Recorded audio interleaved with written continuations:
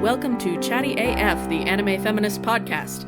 My name is Vrai. I'm an editor and contributor at Anime Feminist. You can find me on Twitter at WriterVry, and if you check my pinned thread, you can find all the places I freelance, or you can find the other podcast I'm on at TrashPod.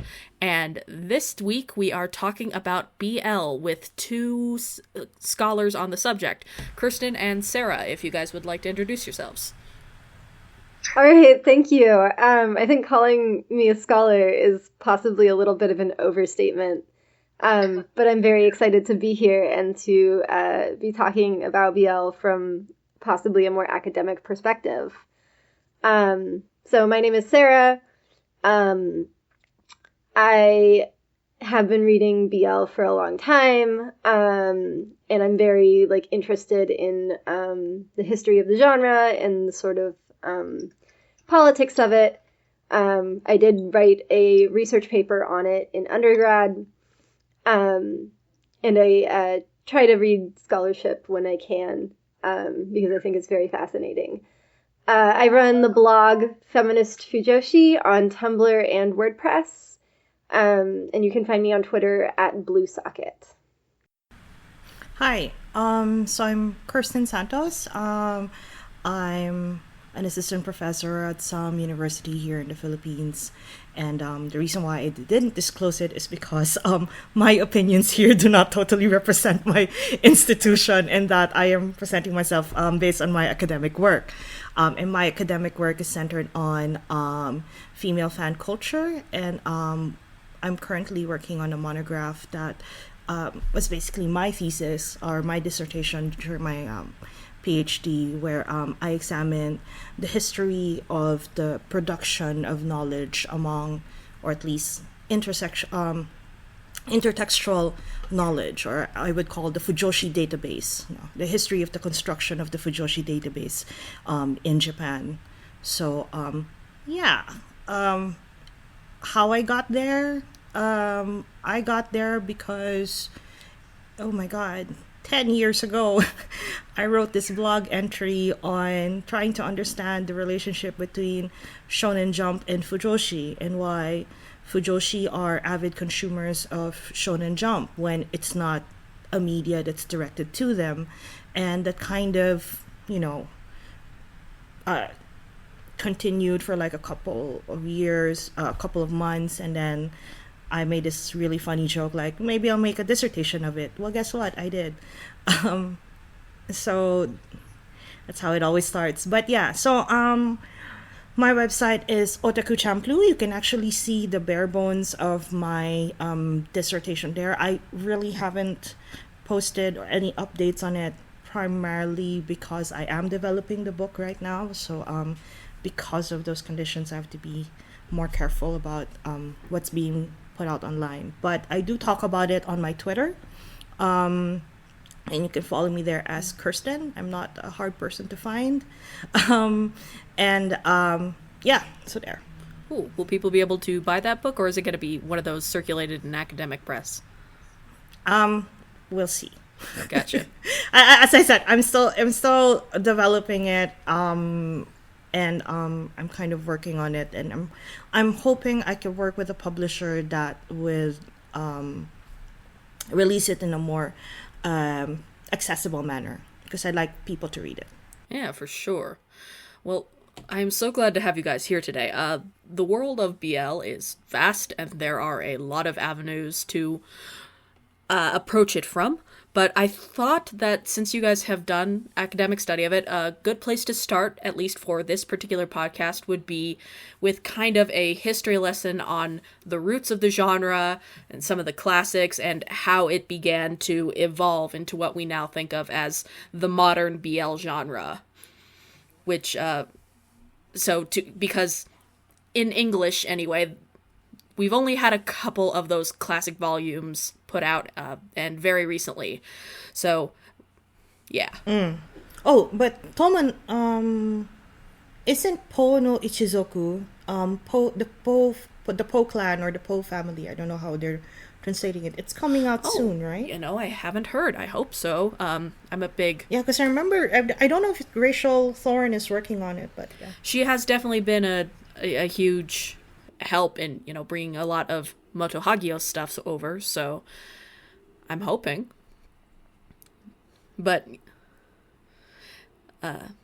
yeah, I think a good place to start is, Ikeda and Hagio and, Poem of Wind and Trees, or as they were kind of colloquially known as a group, the Magnificent 49ers. All right, I guess to start with, do you have a, among the three main ones that we talk about when we talk about BL, I guess, do you have a preference? Like, have you read their works, and is there one that you're drawn to more? Let's see, I actually have not read The Heart of Tomas, The Rose of Versailles, or The Song of the Wind and the Trees. I've read other works by Moto Hagio, which I'm really enjoying. I'm like halfway through Otherworld Barbara. Yeah, so definitely super cool. I own the Rose of Versailles anime. I just haven't seen it yet. Which just went out of print recently. Very yeah, suddenly. that's why I picked it up. So I mean, like, I definitely like know about their work, and like I've been exposed to it. But I have not actually read the three big classics that most frequently get talked about. I, on the other hand, have read all. Well, not all of their works. Nice. Not all of their works. But I did read the classics, and that was part of my dissertation, or perhaps a part of my long life as a BL reader and consumer, and my own particular thirst for it. The first one I read, or my first encounter with them, is actually Kazetsuki no Uta, The Song of the Wind and Trees, by Takemiya Keiko. And I really didn't understand how revolutionary that was until I started doing my dissertation. But I read it when I was 16. I was in a friend's house. This friend has traveled to Japan and basically brought home like small wideband versions of Kaze, and really small. I just remember how small they were, and I knew little Japanese, but I can read enough to read the kana and the hiragana, but never really understand what they mean. So I knew the names. I know Gilbert, etc. And what's fascinating about that story and why it struck me was that you can get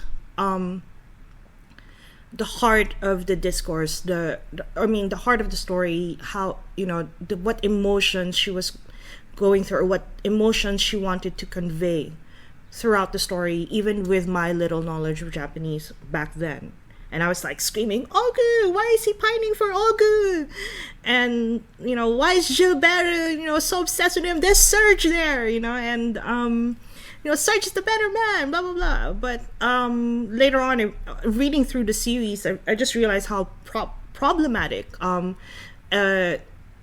Gilbert's mental situation was at that point, that there was this bond that he couldn't really break from. And that for me was like intense. It was like it was a sleepover party for the weekend.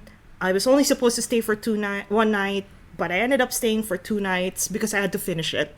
It was one of those. Like 17 volumes, isn't it? It's long. Well, it was the wideband, so it was probably around 8 volumes or so. I can't remember, but I was like really going through it. I'd ask my friend, "What's happening here? What's happening here?" And later on, I was gross sobbing, and then that was like my first encounter with the 49ers, and afterwards. But interestingly, of the lot, my favorite work of the 49ers was actually Moto Hagio's They Were 11. Oh. That was for me like, wow, that was an interesting, because I like suspense, I like the idea of thriller, and to see that within the context of shoujo was very interesting for me. And then I realized later that no, it was actually published in a shounen comic. I'm like, why did you rob the girls of this awesome thing? No, but it's okay because it's still Moto Hagio. She represents for us, no? And sure, she's got a lot of crossover. Yeah. And And later on, I actually read Rose of Versailles much later in my life as a fan. And, well, I saw the anime first, and then read the manga, and that too would have like a great impact to me, and how narrative and how emotive narratives are. And I can see the cultural impact that it would have, in terms of like the drama, the grandeur, and how it builds this imagination of France, and the splendor that is shoujo, it's there. And yeah, so actually what's interesting is that, the 49ers were actually much broader than just these three women, but they're the ones that are most renowned, and there's many of them, and they've done contributions quite differently. Well, since this discussion is about BL, maybe we can just really focus on Takemiya and Moto Hagio, because I remember that they used to be roommates, and that they live in an apartment called the Oizumi Salon. And they called it the Oizumi Salon because Tezuka had his what's the name of I forget the name, but he had his own atelier. He had like Tezuka was known to have this really interesting atelier with a bunch of other artists, like Shotaro Ishinomori used to work and live there, and the Fujio boys, who's behind Doraemon, also used to live there. And they all worked. It became like this creative hub for manga artists who want to absorb from Tezuka. His although Tezuka started not living there, and it just became really a hub, for the likes of Ishinomori, Shotaro, and others. Mm-hmm. Right, because there was actually another very prominent at the time shounen artist who Takemiya in particular took a lot of inspiration from. Yeah. Ishinomori Shotaro was one of those artists, and she would Ishinomori Shotaro and Chiba Tetsuya were those two artists, and she would speak fondly of them, and how for Takemiya Keiko, the fascinating thing here is that Ishinomori Shotaro and Chiba Tetsuya started their careers in shoujo manga.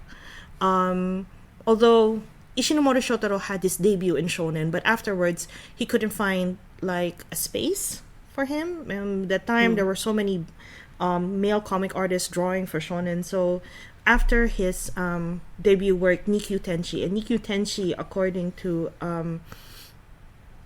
Fujimoto Yukari, is also a scholar on shoujo and manga. Fujimoto Yukari said that of the lot, it was Nikkyu Tenshi that introduced the sparkly-eyed character, the second-class angel. Now, the main character had sparkly eyes, and the reason why this main character had sparkly eyes is because this angel can use it to read people's emotions.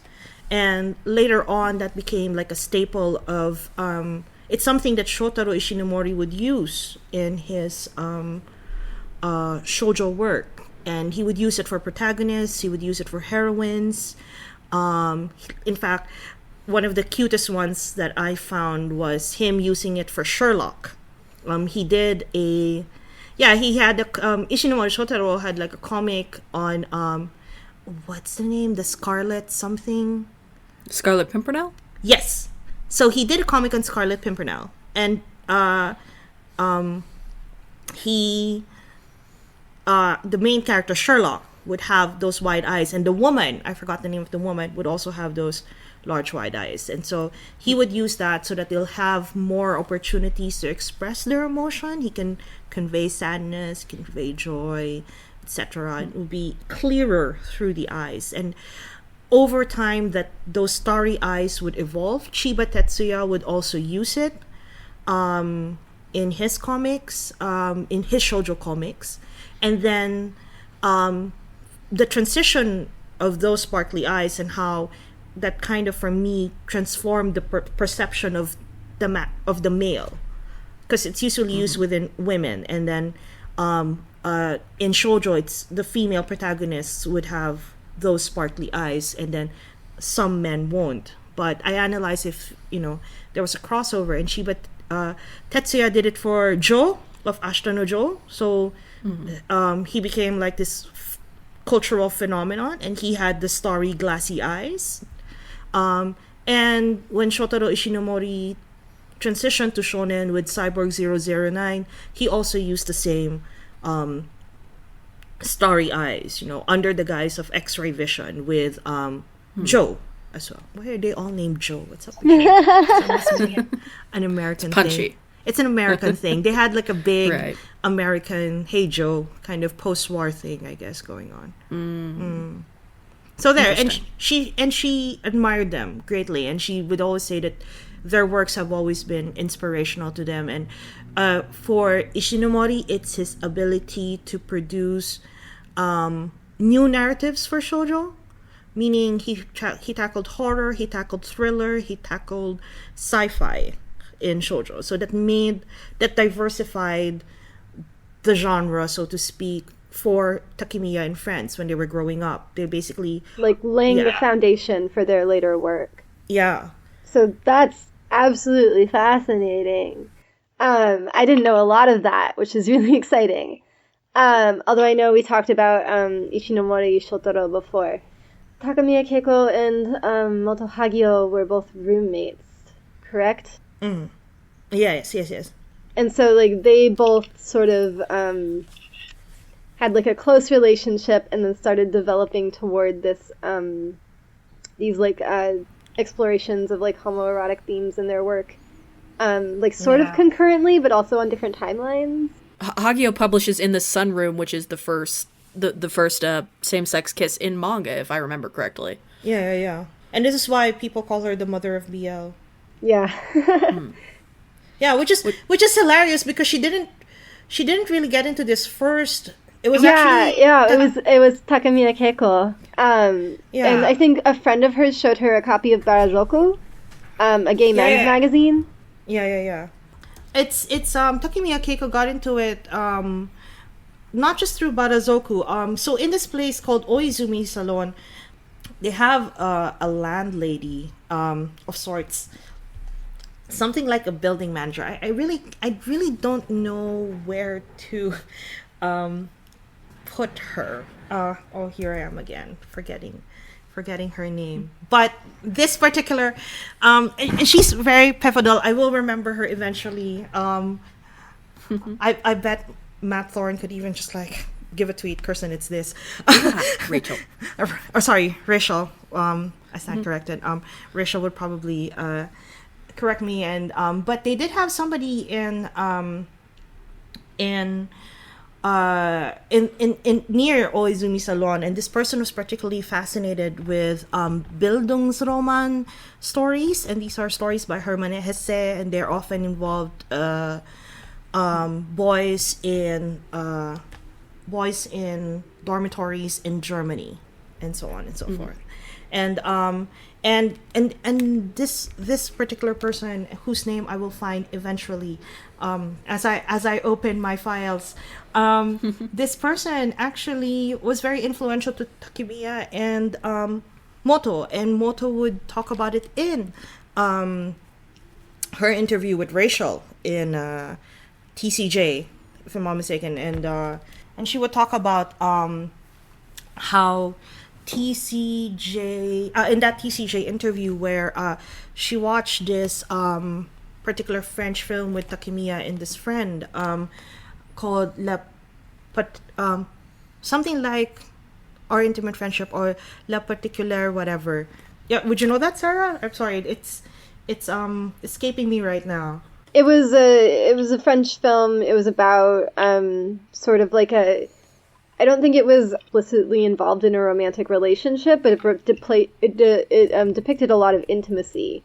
And Moto Hagio was really struck by that and became really fascinated with this film. And then that sort of drove her toward writing BL. It was Las Amitiés Particulares. It was a 1964 film. Yeah. Yes! Well done! And then there's only, not only that. Yeah, thank you, Google. There's this another one called Death in Venice. This is much later. Ah, yes, Death in Venice.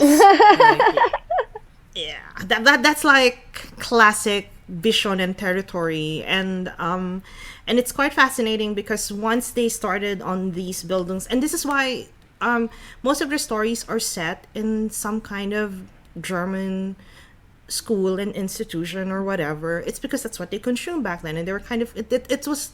Let's not lie. It's a glorified fanfic of some of these Bildungsroman that they or fan comic, if that's a thing. I know one of my colleagues, James Welker, which I think you guys should also follow on Twitter. He's done research on this, and he's seen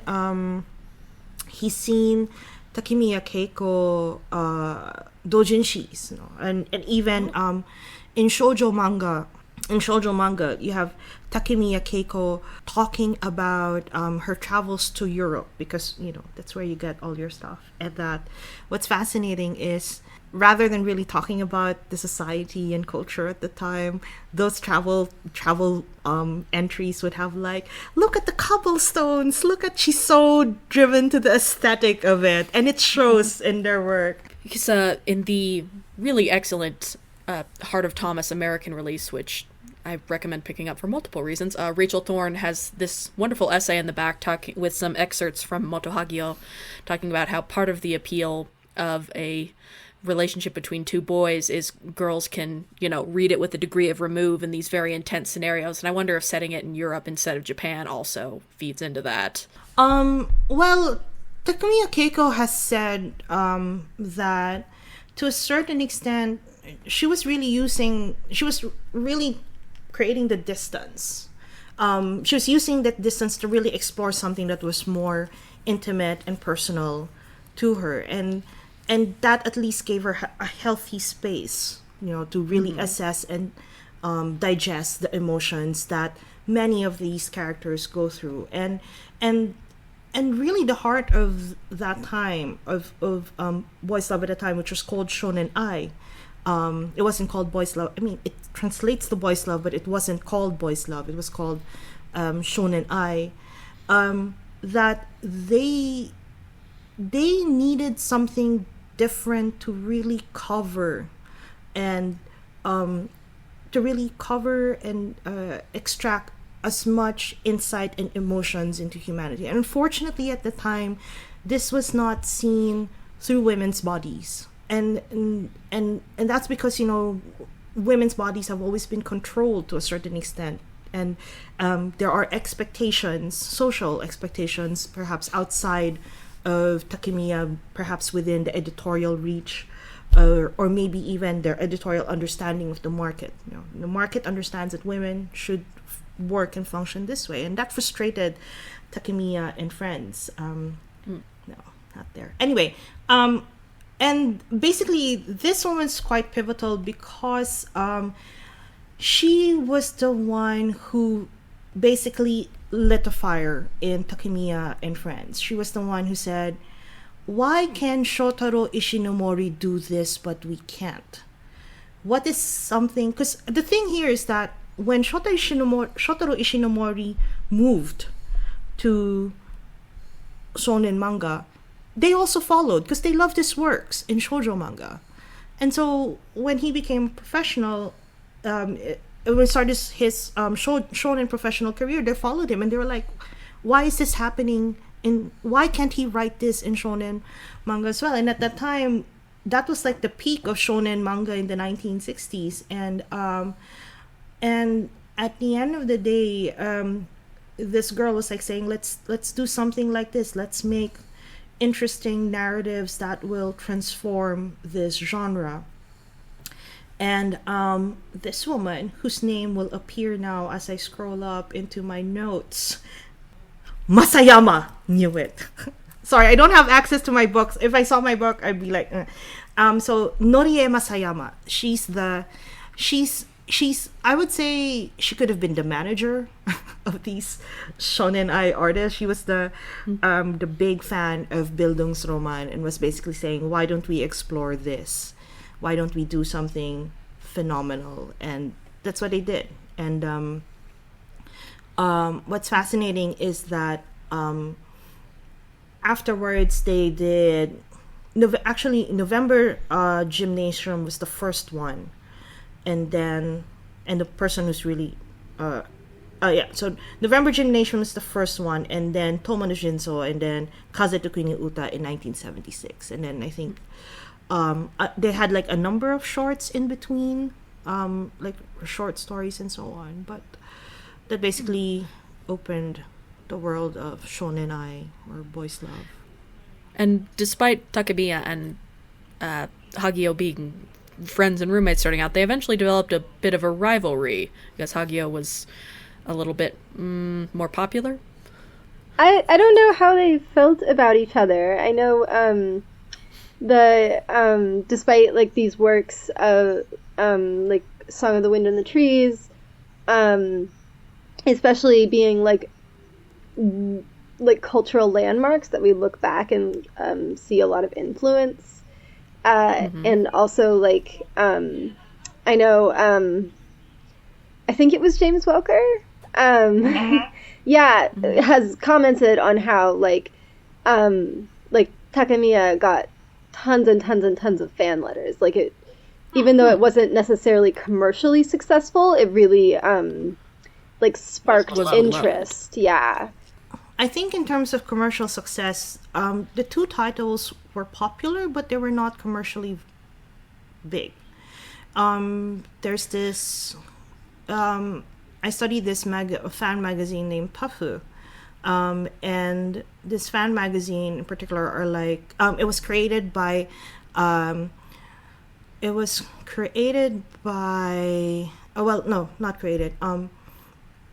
inspired by the people who created Comiket, and basically those men they were pivotal in building discourse surrounding shoujo manga and shounen manga, and for example Yonezawa, who is basically the creator of Comiket. He and other friends were pivotal in creating discourse surrounding shoujo manga, what makes shoujo manga, what is fascinating about it, and they look towards Takemiya and Hagio as pivotal artists, who were developing new genres, especially with new approaches, in shoujo storytelling and even shonen storytelling, things like terae, or tutera, and they were 11, which is my personal favorite from the lot, and so there was the reason why we remembered them, and it's because these guys have placed them in the discourse, but within common Japanese discourse, and this is by virtue of experience, unless you're a shoujo fan or unless you're a fujoshi or an otaku, you probably wouldn't have heard of Takemiya Keiko and Moto Hagio. You will, however, have heard of Ikeda Ryoko, who is basically a national institution thanks to Rose of Versailles, and it's quite interesting because in terms of rivalries, Moto would become more popular because he would be more loved by the critics, and the critics would have some kind of influence. And I'm not gonna lie, her works are really good, and I'm not saying that Takemiya Keiko's works are not good. They're also just as great. And it's quite unfortunate that people have just associated her with Kazeto Kinuta, because that was her strongest and longest work. But she's done quite a lot of works in between that were also as poignant, that were also as revolutionary, were also transformative. Like Tera is quite awesome. I was actually curious. It was like English. We've been quite blessed in the English language market recently. We've gotten some Ikeda with Claudine, and maybe we're getting Rose of Versailles. That license has been sat on for years now. We've got quite a bit of Hagio. We got some of Yasuko Aoike's From Eroica with Love, which I adore. Yeah. But we haven't really gotten any Takemiya, and I keep wondering why that is. Licensing, really, whether she agrees to it or not.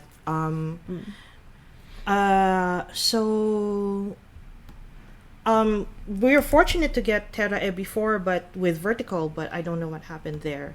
Or I know something happened, but I cannot disclose. Gotcha. I think it had difficulty like reaching a market, right?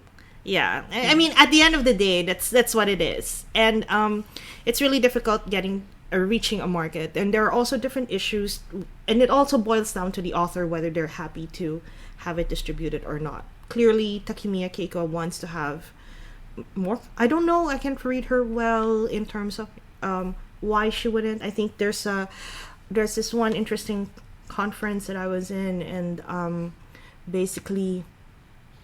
I had the fortune of meeting her, and the first thing, because some of the scholars there knew that, like, oh my god, this is Khursten, she's like a big BL fan, shut her up, they would just warn me, like, just give her, don't dwell so much on her yaoi works, and I'm like, okay. But at the end of the day, when I had to ask her to sign something, what I asked her to sign was like from the first print. I managed to get the first print of like Kaze to Kinuta. So I got the first volume in the first print.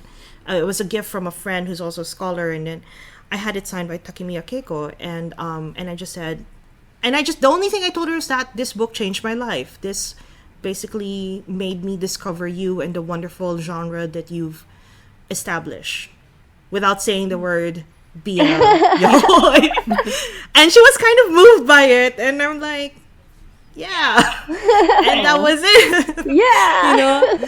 And I'm like, but apparently when you read, she released an autobiography lately called Shounen no Nawa Gilberu.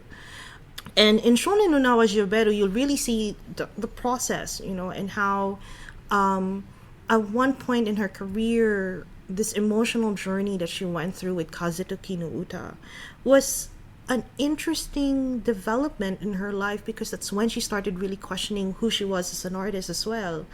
And for her, it was really knowing or loving the craft, the craft of creating comics, and that's why she's made her mission, to share her teachings. And she's been, I mean, when she was a comic artist, she would do like this little columns for magazines teaching readers how do you draw manga, what are the things you should pay attention to, etc.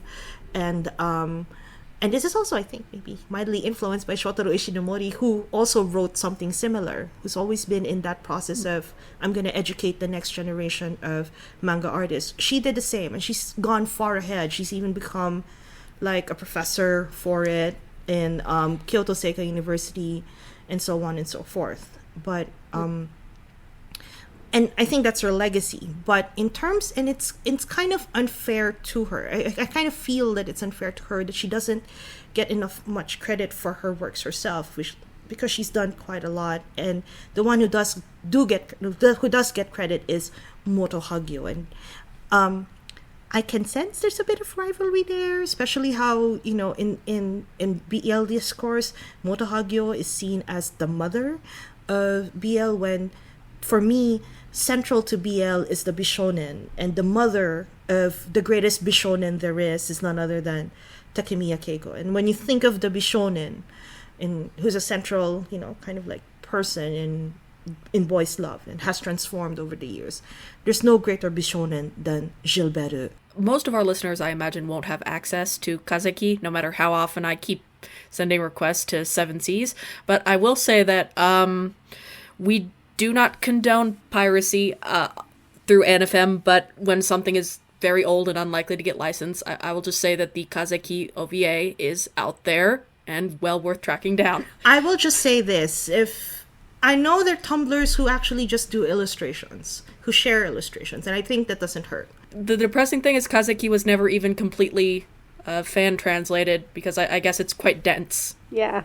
No. It's a difficult read, and I think whoever is translating it would have to go through some kind of emotional. I mean, I read it the first time I read it for 2 days, and even then I was already like sobbing in my friend's couch, and like, why is it so, but I mean, if they want to see the aesthetics of Kazetsuki no Uta, they can go to Pinterest, Tumblr, type Takemiya Keiko, Kazetsuki no Uta, they'll find Gilbert there. And Gilbert is the blonde one. Just in case you wonder. Gilbert, when I speak of Gilbert, it's a blonde one. And Sarah, you were saying that Gilbert is such an icon. He even appeared in... Yeah, there's a really cute reference, like tiny subplot reference to him in Fumio Shinaga's What Did You Eat Yesterday, which is precious. That was something Vrai brought up on our last recording. Oh, okay. Yeah. What do you mean this is the first time we've recorded this? Sorry, technical stuff. Yeah. But yeah, it's really cute. And honestly, when you told me that Takemiya is not as well known among, outside of like really hardcore shoujo fans, it surprised me a little bit because I assumed that work was a little bit of a touchstone in the way that, Rose of Versailles is. No, not even Moto Hagio. Oh. Yeah. And that's why and Moto Hagio now writes for a much more mature audience. So people would know Moto Hagio because they've read her later works, like Otherworld Barbara. Now she has this one that reflects on the atomic bomb, Nanohana. And so she's still, the thing with Moto Hagio is she's still producing manga vis-a-vis Takemiya Keiko, who I don't think she has published anything beyond her autobiography recently. Yeah, like she hasn't published a manga. So, yeah. But here's the interesting thing. They don't remember Takemiya Keiko, but they actually remember other shoujo artists who are actually their contemporaries. So you have the Magnificent 49 group, which was well loved by many people in terms of manga discourse, and then, meaning these are the hardcore fans of shoujo manga. Within shoujo manga as well, there's another group, and they're called the Ribon Group. The Ribon Group or the Margaret Group. And the Ribon Group, mostly, these are the people who published in Ribon. But they're actually quite popular among Japanese. So people know another great shoujo artist at the time that was unknown to Western discourse. And actually, I don't think her works are popular or doesn't even have some kind of cultural agency among us. Is that Yukari Ichijo, who did Pride, who did Yukan Club, and she's been writing. She's actually a contemporary of Takemiya and Friends, and they actually have an interview together in Calm, which is the magazine where Takemiya debuted. And this Calm is actually the Osamu Tezuka magazine, contemporary of Garo. So there's like this whole Gekiga relationship, She also published there. She also did like a little doujinshi there, but and that's an interesting result. And she has more cultural latency in Japan. Like, people know Yukari Ichijo. She's well loved. We've mentioned doujinshi once or twice. We're going to run up on an hour. I know we are. But before we do, I wanted, Sarah, I know you know some really interesting stuff about kind of how the doujinshi circles eventually kind of coalesced into Junei and the official, what we now think of as BL as a market, as opposed to, male under the umbrella of shoujo, as it were. And so I guess, how does doujinshi become original BL works? Like, where's that fork at? Sure. So initially, I believe doujinshi was created to like talk about original works, just like works that weren't published with a publisher. They were self-published works, and sort of the first doujinshi we see are actually like original works. But then with like the rise of Comiket, I think it was sort of concurrent with that. We see a lot of the fan comics and specifically with BL, a lot of playing with sort of shounen. So Captain Tsubasa, I think Saint Seiya. Yeah, a lot of the big shounen titles, people got very excited about playing with them, and like pairing the two leads, pairing like two male leads, for example, to make erotic, like just very fun, sometimes sort of plotless erotic manga. Which is what Yaoi was specifically referring to, was basically PWP, yeah? Yeah. Yeah, exactly. It's I always want to say it's an acronym, but it's not actually an acronym just because of the way the Japanese syllabary works. But it's Yamanashi, Ochinashi, Iminashi? I might be getting that wrong. No, you got it right. Okay, good. Yeah. And so people have translated that a few different ways, but a lot of times it comes up as like no plot, no climax, no meaning. Sort of like the main draw is the porn, is the eroticism. And and that's sort of like a self-deprecating way, or like a playful way for female fans creating these doujinshi to talk about their work. There's this interesting one. There's this book that came out maybe a few years back called Boys Love Manga and Beyond, and James Walker wrote an interesting piece there about the history of BL, and he would talk about how and this is also emergent in my research, when a lot of the fans who wrote doujinshi during that time in the 1960s and 1970s were fans of shoujo. And the doujinshi are not necessarily comics.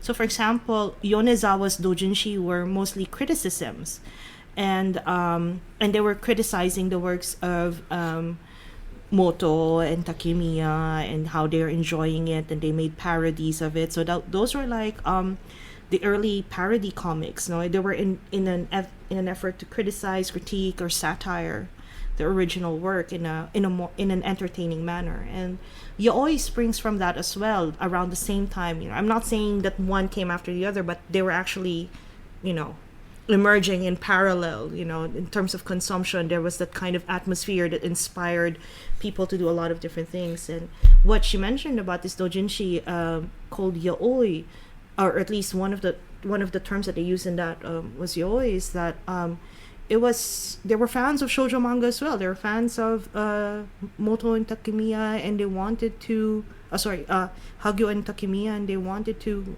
kind of push the boundaries a bit, make a PWP kind of, and the answer was yaoi. And what's interesting later on is that James would note how because of how handsome they were, etc., there was also fascination for this beautiful man, so to speak, that go into rock stars like David Bowie. The heart of the genre. And I so from like the fans who were reading and who were inspired by Hagio and Takemiya in the 60s and 70s, to sort of where we see Comic Head emerging in the 80s, that's sort of our timeline, the bell curve, I guess, for doujinshi. And then you see sort of like as the 80s go on, we get works like Aino Kusabi. Wow, Aino Kusabi is that old, huh? Yeah. No. Aino Kusabi is quite interesting because she actually started her career as a doujinshi artist for Captain Tsubasa. So I actually have a couple of her doujinshi. I have there's like that real like movement in between like the amateur and the professional in BL, which is really interesting. And it's quite interesting because I know Banana Fish is quite big this year. because of its resurgence. But if you think about it, those were initially published in shoujo magazines during the 1980s. They were not necessarily separated from shoujo manga, but yeah. So even though we were getting these more erotic works, that were like very different from what Hagio and Takemiya and Ikeda and the rest of the 49ers were doing in the 60s and 70s, it was still really under that umbrella of shoujo. That's why I find it fascinating when I've had a number of conferences where you have these kids coming up to me and like, I don't like shoujo, but I like BL, and I'm like, you cannot. You cannot. The history stems from there, my love. And so let me talk. And it wasn't I just have to kind of like spring, not Ai no Kusabi, it's Zetsuai, the author of Zetsuai. She's the one, Minami Ozaki. And it's quite interesting because she, if I'm not mistaken, she published Zetsuai in the same publishing line as because they were working in this magazine called Shokomi, and Shokomi was like this interesting experimental place for shoujo manga. And so from Shokomi, actually, I think Banana Fish emerged, and then Minami Ozaki was in Margaret, and Margaret was where another, like, how do I put it? Margaret's where Rose of Versailles, again, another revolutionary one, title, was made, and so on and so forth. Yeah, and, they really have those legacies of magazines, just because of like the author's relationship with the magazine that they debut in, and the long relationship that they tend to have with that editor. And the readers as well. Yeah, absolutely. So you get these really interesting, even though a lot of the times we tend to like overemphasize demographic as like a genre determiner. There really are these like continuities within different magazines, and that a relationship that authors have with those magazines. So you totally see that with like the shoujo magazines that these women were writing in as BL was sort of emerging. One of the funniest anecdotes I had from one of another researcher, Fusami Ogi. She's done work. She's published works mostly in English. Mostly in Japanese, but she's got a couple of like articles on shoujo manga here and there in English. And she was saying that what's fascinating about the reason why these women were able to publish these kinds of stories in shoujo magazines is just that editors didn't know what women want. No. Yeah. And women, and they were women, so they'd assume if this is what you want to read, go ahead, and fortunately for them it worked. And in fact, it's interesting that with Zetsuai, with the creation of Zetsuai, and to a certain extent the creation of Banana Fish, I'm not saying that Zetsuai is definitely more homoerotic than Banana Fish would ever be. Banana Fish would still kind of like have those, ambiguous boundaries. It's writing that line of this is a love story, but also we're real deep in the coding pretty hard. Yeah. It's like it's however you want to read it. It's more open to interpretation than, let's say, Zetsuai, that really establishes, oh no, hell no, we're going to the shower together and you know what's gonna happen. Right, whereas Banana Fish is like, well, they loved each other like lovers, but they didn't bone, so... Or like, and it's hard to define lover. I may have, I kissed this particular character, but do I want to bang him? It was a strategic, there's always that kind of like, play on meaning. And actually, I really should read some of her interviews early on, because I do have a couple here, but I haven't had time to read it. But for me, that was kind of the world that they navigated in, that they couldn't really do, it can really be overt about expressing boys' love how they want it. And that's why There was this magazine June that kind of was the space for it, but that didn't last long, and it took years. June's been up and down. It ran in it was founded in the 60s or the 70s, and it didn't last very long, and then it had late 70s. Late 70s. And then it had it got reestablished and ran for a few years and then shut down again. June's had a complicated history. Even though it's a very famous, the first distinctly BL magazine that I can think of. I mean, it was before BL was had its commercial own fully commercial identity as a genre.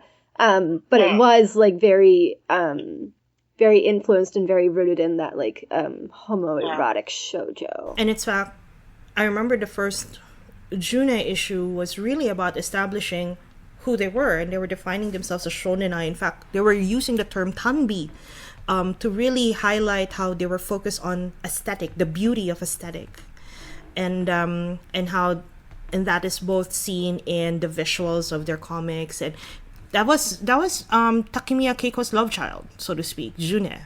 She's done the cover, she's done essays on it. She engages in discussions with fans, and then there's that lapse.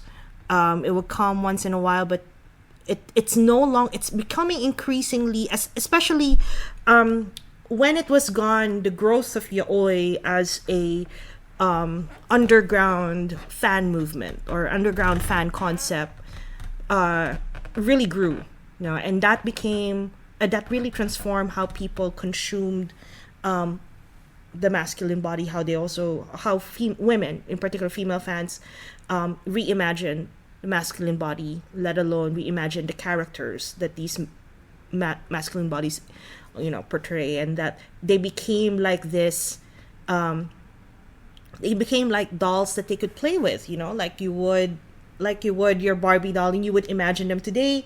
Yaoi gave them that space because there's no rules to it, there's no meaning to it. Meaning, suddenly, if you think that you're bound to the rules of June with yaoi, suddenly there's no rules. What are you gonna do? Well, one artist would say, well, I want to put them in a fairy tale. Okay. I want them to be lovers. Okay. I want them to, have long sexual pining and all of that jazz. Okay.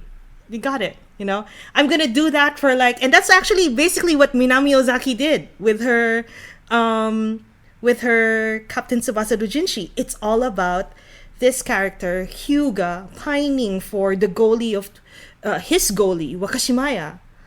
And it's this long build up until they became world class players. They became World Cup athletes.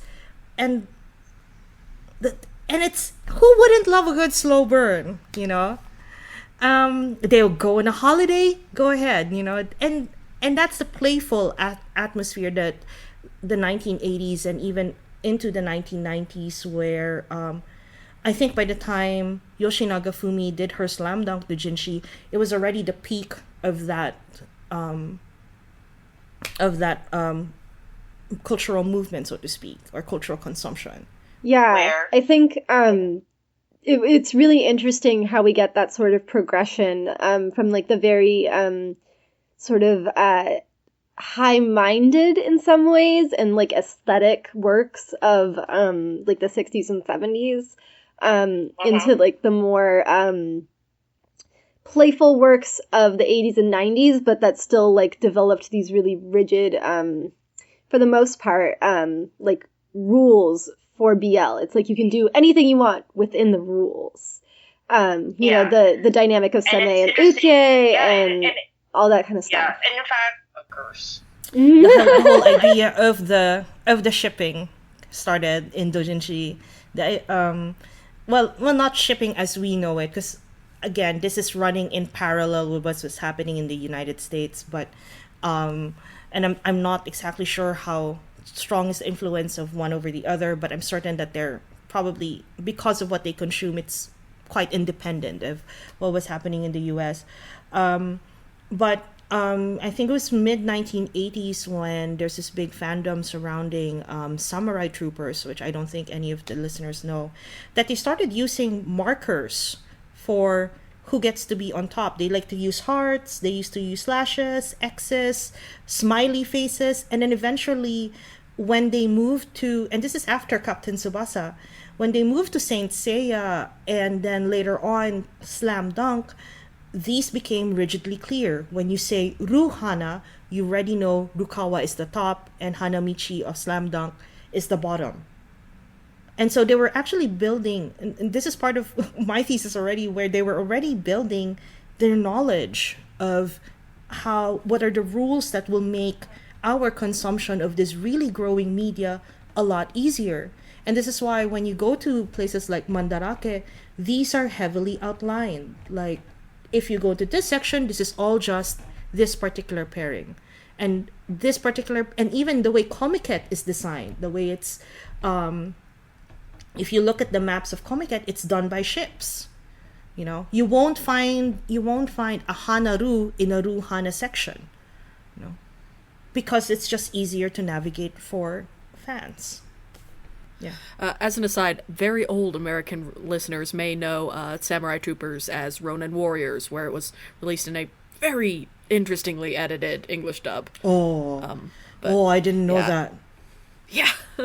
I didn't know that. I actually, it's only this. So I've read this whole Samurai Trooper thing in a Japanese research. And so I'm like, what is the Samurai Trooper thing? So I tried looking for it, never found it. And I was trying to look for manga, but because it was an anime, couldn't find it. And I only actually managed to score a doujinshi this year. Yeah, like I'm in the hunt for like legacy doujinshi, cheap legacy doujinshi that people don't really want. And I'm fortunate to have only found a Samurai Trooper doujinshi this year. So I'm hoping to educate myself. I'll try to find Ronin Warriors. Ronin Warriors? Yeah, that was the Americanized title. Okay. So I take it, if you're looking for obscure ones, you won't be getting the Clamp, Devilman, Egg Baby doujinshi. I think that one's quite famous. No, that's impossible.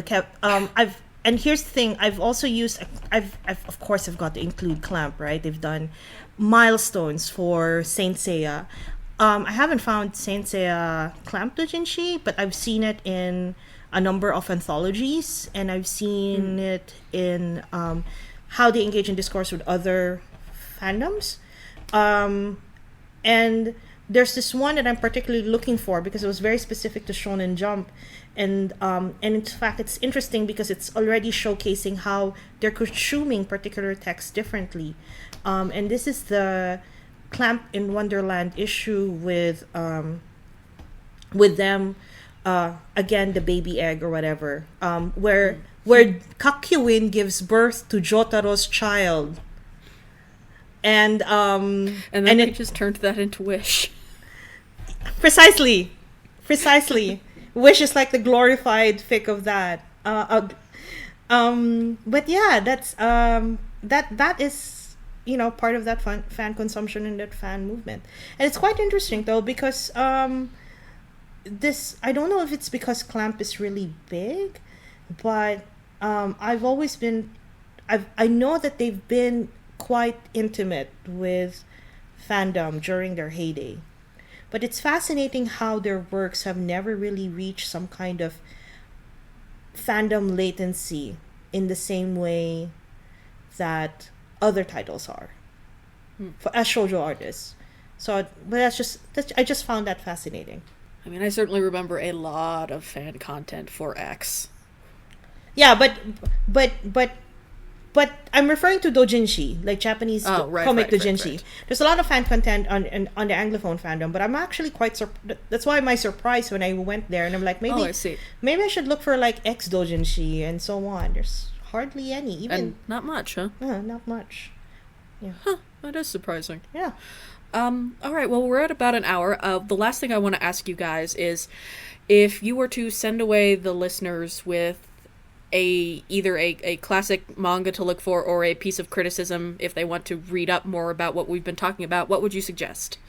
I would say that just picking up Boys Love Manga and Beyond is a great start. I think like BL is like a very expansive genre. So like it goes, there are threads and themes of it that can be seen before the year 49ers. And then the commercial genre today is still like evolving, and changing a lot. We're seeing more, I think some interesting trends that we're seeing are like more gay protagonists, a little more flexibility with who tops and who bottoms with seme and uke. Not like a lot. It's still pretty, I think what authors are doing more is like playing with expectations. So you'll still have a seme and an uke, but the uke might not be like as like evidently like feminine or, submissive in the relationship or whatever. I'm like, for example, my new love and fascination are all of these Ojisan Uke titles that are being published left and right. I'm like, no, stop. This is.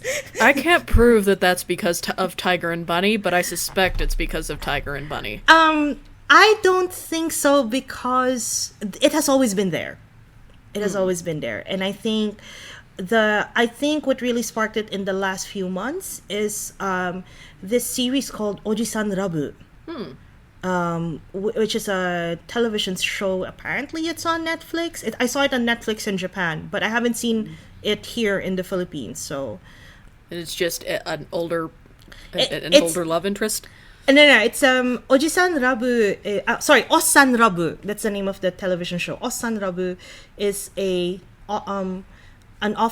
typical office love story between the boss and this particular, I don't know what. As I said, I haven't seen it. I've only seen bits of it and how popular it's been lately. Like in my recent trip in Osaka, there's like little light novels related to it and so on and so forth. So I think it's available in Canada. Maybe Canadians can watch it. I'm not sure, but yeah. The other thing that I would want to like give a quick shout out, I don't know if it's necessarily a recommendation, but I have a very soft spot in my heart for Loveless. I think it's like, she's also a Doujinshi artist, you know that? Yeah, totally. Yes. Yeah, you have that tons of like movement between the amateur and the professional. It's really cool. Yeah. Yun Koga is always interesting. Yeah, I can never take that away from her. I mean, I would definitely agree. Loveless is kind of a hot mess. But also it has lesbians. And also it's like trying to say something, which I think is interesting. I love, and if it ever ends, we'll know if it actually said it. Sure would be nice to get some closure. I remember reading Loveless, and I'm like, what is this hot mess that I'm getting in? And I've had the fortune of reading her Doujinshi, and I'm like, crap, her hot mess has always been there. Mm-hmm. Yeah, I feel like with Loveless, she certainly is trying to say something about CSA survivors, but also she's kind of fetishizing her 12-year-old protagonist. Yeah, it straddles a very fine line. It's trying to say something about a lot of things, but it's always worth criticizing its execution. I do love it though, and I do think that it's like it's a really interesting work, if nothing else. For an actual like recommendation, something that I think a lot of people would enjoy, it's pretty obvious, but I think like Scarlett Berico's Jackass is really fun. It's got a really unique character. One of the side couple. There's a high schooler who explicitly identifies as gay and is like visibly queer in some ways, like ear piercings, like slightly gender nonconforming. He works in Nichome. He has like a relationship with the culture, and it's not just like gay bars. It's like a whole network of people like supporting each other, living together. It's very subtle. It is a side relationship, but I just found that really interesting and really remarkable. It felt really refreshing, and the main story is really fun and cute too. Khursten, what about you? So there's BL Manga and Beyond. It's definitely a read. In fact, there's this interesting special issue on OTW, Organization of Transformative Works. A very important organization. They have a journal, and they did have. It's actually it's a special issue that runs parallel with Boys Love Manga and Beyond, and it's edited by some of the same editors, Suganuma and Nagaike Sensei. And that was like 2015. Oh my gosh. Yeah, so it's no, but they're actually kind of like some of the articles that couldn't make it to Boys Love Manga and Beyond were actually there. So and it's also an interesting perspective. I know there was an earlier book that came out in the Western in like the US. That was the one by Pagliasotti. Yeah. So but it's more of a global understanding of BL. Yeah, so, more emphasis on like fandom and like fan dynamics rather than the history of the genre. But yeah, of that special issue, it's called Transnational Boys Love Fan Study Special, and there's this really interesting article by Akiko Hori. Okay. And Akiko Hori is one of the leading boys love scholars in Japan, and she's done this particular article. Actually, there's a lot of really interesting articles there, but the one that I liked the most, or at least the one I would strongly recommend reading, and especially within the space of online discourse on BL, is Akiko Hori's On the Response or Lack Thereof of Japanese Fans to Criticism that Yaoi is Anti-Gay Discrimination. Oh yeah, we didn't even get into the yaoi one, so... Yeah, so I feel like that is... It would do that very important discussion a disservice to try to cram it in 10 minutes. So there's her, and then... So I think that's very important. She's actually published a book about this in Japanese, and especially in terms of understanding sexuality and so on. So I think that's quite important. This was in 2013, so it's been 5 years since it was published. So I think fans should give it a shot. Okay, so I think that was published concurrently with Pagliasotti's book rather than Boys Love Manga and Beyond. But it actually was kind of developed around the same time. Okay. Because this is actually... No, what I mean is this was actually done in, Nagaike Sensei and Suganuma Sensei were working alongside the people in Boys Love Manga and Beyond. Okay. Because they're also editors for that one. So that's why I said they kind of work together. One was just published earlier.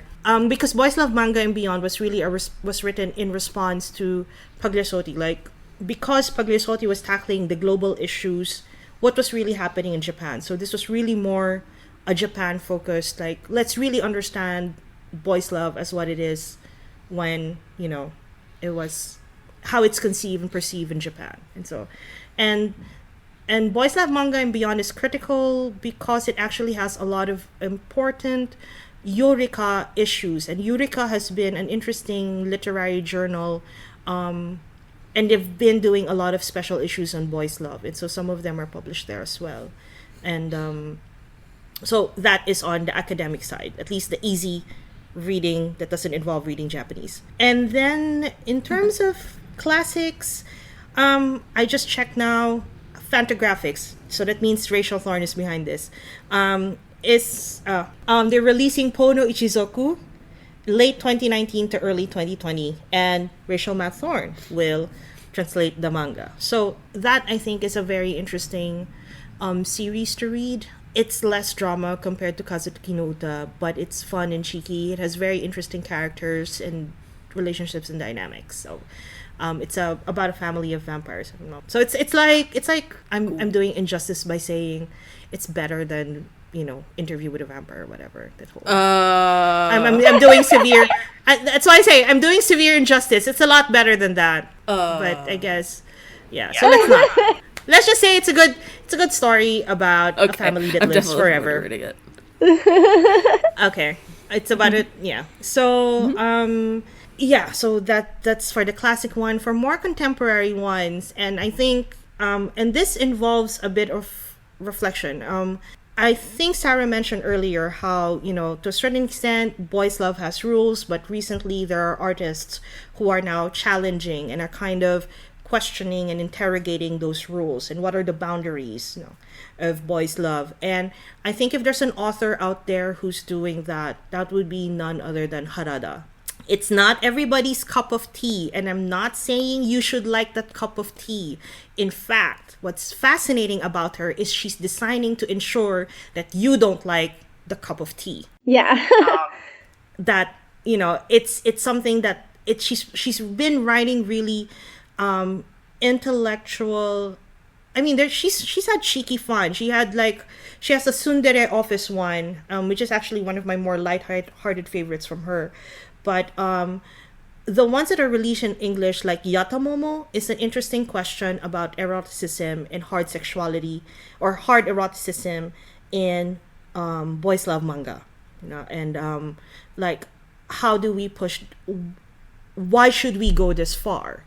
And at what point is this still pleasurable to us? If you get bonking every issue and it's not just intense bonking, how then is this still within your definition of erotica, or is this something really an exploration of boys' love as pornography? Harada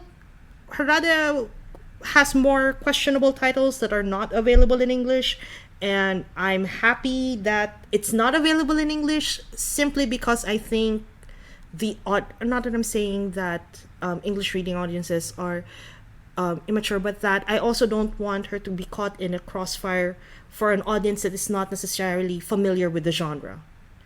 Because some of her works dialogue with the genre that is very embedded, currently really embedded in Japan. And having it taken out of context, we can appreciate Moto Hagio now because for the past 15, 20 years, you have the likes of Rachel Matt Thorne and all of these scholars bringing in and talking about how fantastic her works are. But imagine bringing these works in without context. But yeah, that's the thing, that it has to be taken in context. And I think Harada right now, there are some things that we can still appreciate individually, but some of her more pressing and poignant works, like the ones that she from Hen Ai, which is her one-shot series, and that's really her exploration of if we started questioning boys' love as odd or weird or perverse, this is how it will look, and it's in a dialogue with what do we define as perverse in boys' love. Then that is a very interesting start to the title, because it's unsettling, and there are other unsettling titles, but so Harada is one for cheeky fun, and it's representative of not really yaoi, but rather one of the interesting outcomes or outputs in yaoi. I'll plug my favorite Yoshinaga Fumi title of that genre, and that would be Ichigenme.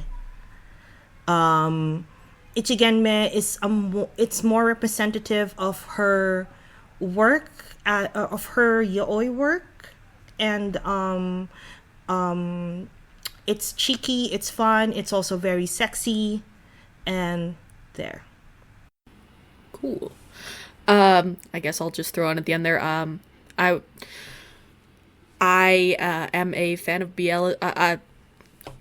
Since we've had two suggested works here that are very positive, and BL does deserve as a genre to be celebrated for what it's done, especially for women creatives. I would also suggest listeners maybe seek out some Gengoro Tagame beyond my brother's husband, because he is super not a fan of BL as a genre, and he's a very prominent, influential gay comi writer. So, can I just also plug something? Yeah. With regards to Gengoro Tagame, so I did a podcast with a colleague of mine who's done research on Gengoro Tagame's discourse on gay manga and so on, and it's on Otaku Champlu, and actually, Gengoro Tagame is quite appreciative of the genre of boys' love. And we are now... And in fact, it's interesting because this colleague of mine, Thomas Badinet, he researches on gay consumption of boys' love as well. And that we talk about the discourse of gay consumption of gay manga, boys love comics. Is there a difference? Do they really hate it, etc., etc.? And Genguro Tagame comes into the discussion as well. So I strongly suggest it's a 2-part show because we talk a lot. But it's a 2-part show, and so I hope if you want to also hear something about that, then. Absolutely, yeah. I think it is important. I don't, I come here not to bury BL, but to say that we should definitely also be keeping up with the conversation about how the people depicted are feeling about it as we go. And for Manga Rex, I'm always pulling for a license rescue on From Eroica with Love, which I adore. And that's such a beautiful title. I freaking love it. Well, before she took a hiatus anyway, the post-hiatus stuff is not good. But those first 15 volumes, boy, they're joy. It's still ongoing, if I'm not mistaken. I think it's allegedly over as of 2012. Or at least she hasn't posted another one of the semi-updating chapters since then. Oh, okay. I don't think it ever actually properly ended, sadly. But it's a lot of fun, it's a spy caper. Dorian has a harem of beautiful men and a, very tsundere, deeply repressed love interest, and they have crimes all over Cold War Europe. It's great. Modern stuff, I am a really big fan of I mentioned it before, so I might as well plug What Did You Eat Yesterday, which is interesting in that it's trying to be a depiction of a grounded middle-aged couple going through, day-to-day realities of living as a gay couple in Japan. I feel like it's already, having started since 2010, aged poorly in some respects with how quickly things have evolved over the past decade, but it has a really good heart, and it excels at really quiet, tender moments that I like a lot. And also, it's a cooking manga, which is fun. Mm-hmm. Amen. Truth. All right. Well, thank you guys so much for joining us. Listeners, thank you as well. Thank you. Appreciate it. Yeah, thanks. We'll have to have you guys back sometime. Talk about stuff a little more recent, maybe. That would be very fun. Listeners, if you liked this episode, we also have another BL podcast where I spoke with Masaki Matsumoto and Devin Randall, aka the Queer Fudanshi. If you can also find other episodes of our podcast on SoundCloud, and if you really liked this episode, you can head over to our Patreon at patreon.com/animefeminist. Even $1 a month helps this content to happen on the website and in your earbuds. You can find more works from contributors on our site at animefeminist.com. You can find us on social media on Facebook at AnimeFem, on Tumblr at AnimeFeminist, and on Twitter at AnimeFeminist. Thank you so much for joining us, and you know what? Go out and pick out a BL manga tomorrow. Try it out.